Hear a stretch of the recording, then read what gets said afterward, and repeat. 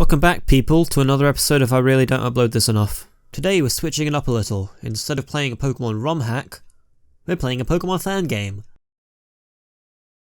There's a difference, I promise. So today we're playing a game called Xenus. You just know some 12-year-old thought this name was cool and decided to use it. Okay, let's begin.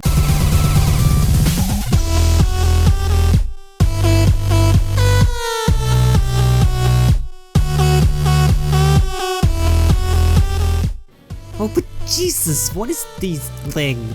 For real though, you know you're in for a treat when this is the first thing you see in a game. You are the child of an archaeologist who went missing after an investigation in the mysterious Ark ruins. You are about to have a video chat with Professor Maple, a scientist who starts most people in the Sinnoh region on their journey to become great Pokemon trainers. Hello, sorry to keep you waiting. I had to fix the signal on my computer. Welcome to the world of Pokemon. My name is Professor Maple. Sorry, my signal's playing up again. I can't see or hear you very clearly. Are you a boy or a girl? Alright, so they basically thought they would just throw in every female protagonist we've had so far and just put a blue that on top and use it as an excuse for something original. But this truly looks terrible. Oh my god. I did not edit this audio in any way, shape or form. This is how it really sounds in game, and I just don't understand. So anyways, you come down here and talk to your mother, and apparently it's your birthday or your mother's. The text box doesn't really do anything to indicate whether or not a new person is talking. But you tell your mother that Professor Maple wants you to go down to the lab and get a Pokemon, and then your mother tells you that Professor Maple wants you to go down to the lab and get a Pokemon. Now, when you go into the lab and meet your slightly altered scientist sprite professor who- wait, why did he video chat us when he literally lives less than a minute away from us? It will fulfill your destiny as a Pokemon trainer and- what? What? Why? Okay, for real, what? He's telling me it's my destiny to defeat the gym leaders? Where did this suddenly come from? And what's the motivation for it? I can understand that our mother wanted us to get a Pokemon and set out on a journey now that we're 16, but why all of a sudden has the professor decided that we'll defeat all the gym leaders? Just before you leave, I have something for you. I'll give you a Pokemac. It's the latest gadget for trainers. I have added a Pokédex application onto this one. So this whole Pokemac thing is literally just a Pokegear with a different name slapped on it because the game apparently likes to pretend to be original. Oh, and now he's throwing at us that we need to fill out the Pokedex. Didn't our mum just want us to go out and see the world? Now the professor's just throwing all sorts of other tasks at us for us to do, providing no other motivation for our character to do so aside from it's a Pokemon game. What?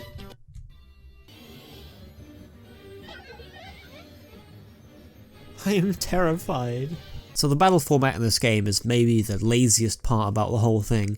It's just a copy-paste of every other fan game's battling interface, rather than putting in the extra effort to produce something a little more interesting or snazzy or aesthetically pleasing. The worst part though is the attacks. If they don't use the exact same animation as they do in the Gen 3 games, then they either look like this or just a generic tackle animation. Even for moves such as Sweet Scent, where it makes no sense to do so. And thus, battles in this game become a lot more dull and uninteresting. Oh yeah, and sometimes if you attack first, they don't even attack, for absolutely no reason at all. We now arrive at Pine Bark Town, and are immediately greeted by a cutscene. Okay, how long is this going to- oh, okay, there we go. But seriously, why so much empty space? And also, how do we hear what they're saying from all the way over here? Citizens are... oh my god. No. Come on. Come on. Come on. Come on. No. What? What the fuck?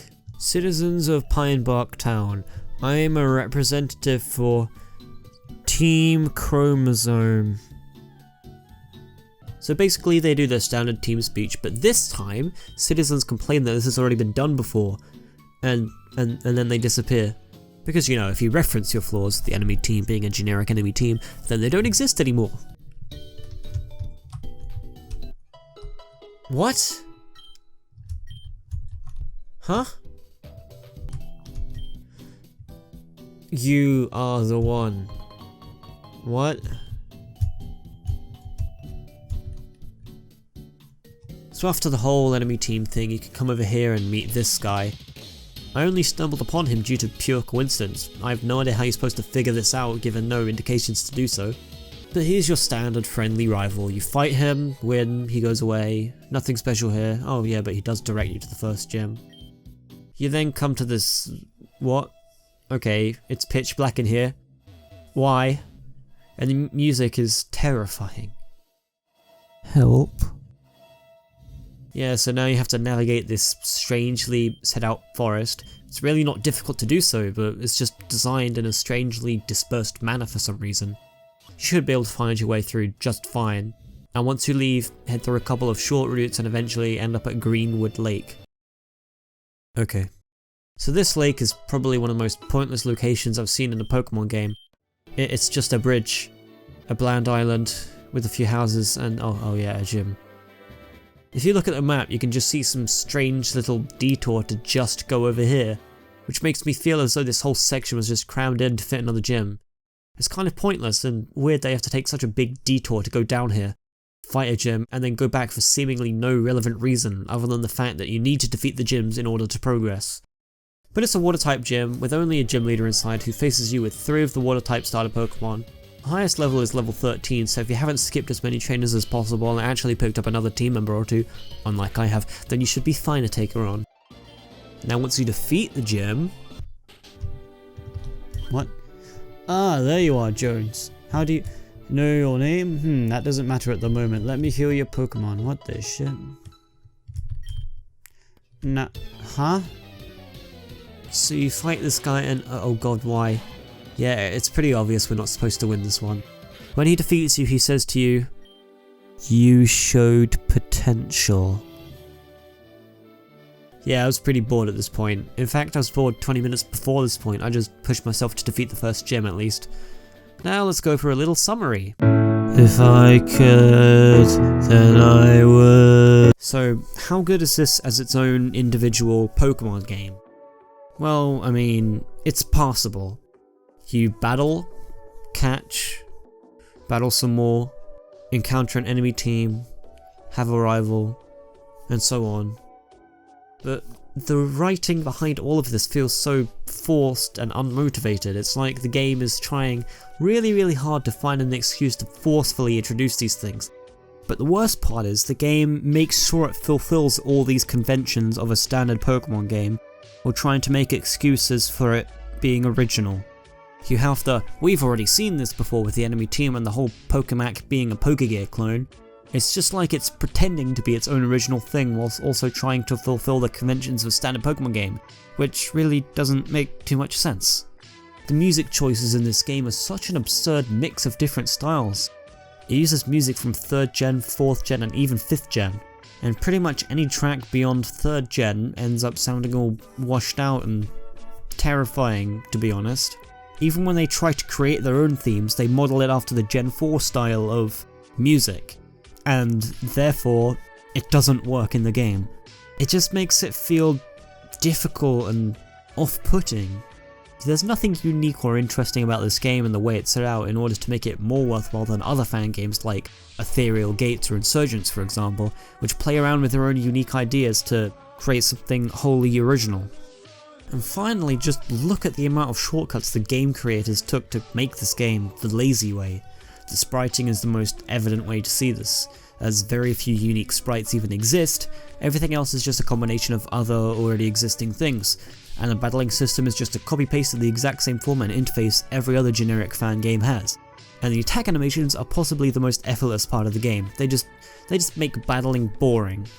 All in all, this game exists and is here, and if you're looking for nothing more than a standard Pokemon playthrough, then go right ahead, I guess. Otherwise, there's plenty of other better fan games out there, which best this game in just about every department. But that's all from me for now. I'll try and start getting these playviews out more consistently than I have been, and I apologise for the long gaps between them. Thanks for watching, and good night.